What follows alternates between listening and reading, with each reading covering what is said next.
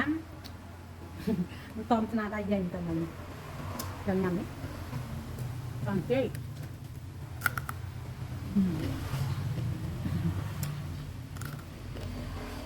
này đó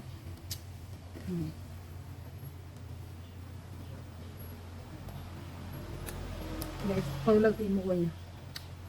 còn tiền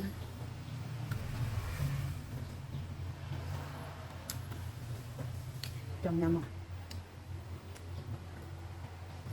con tôm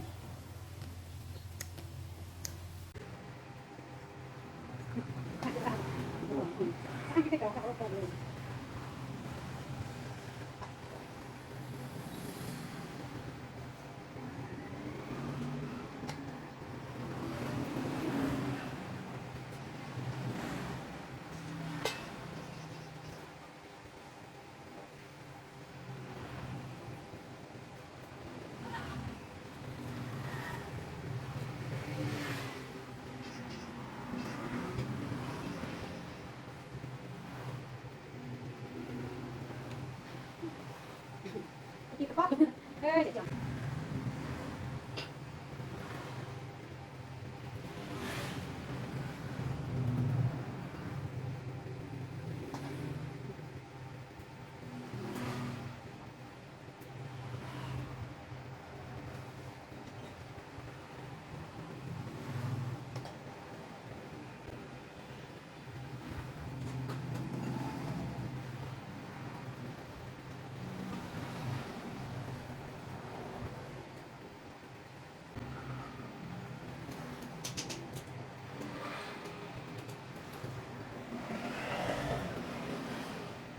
anh có nước mà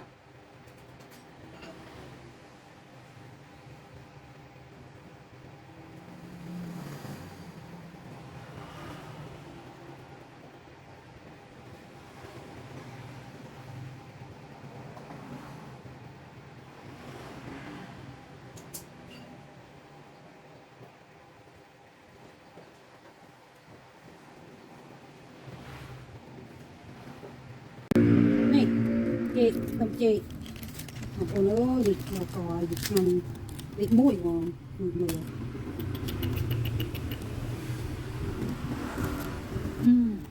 mùi nặng rồi giòn hàng nhanh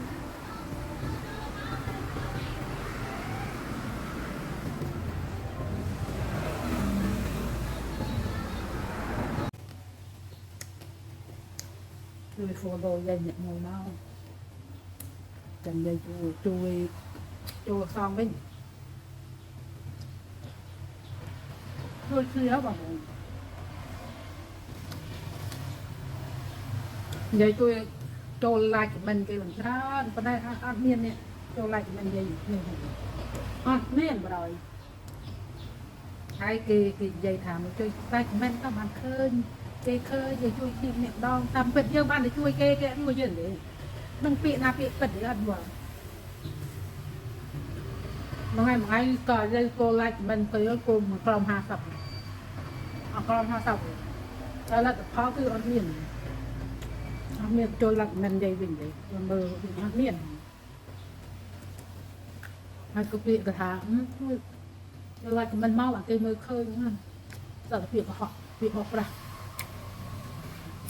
nó dây chiều ngày này chiều trôi lại của mình họ không hẳn làm mơ cái gì thế là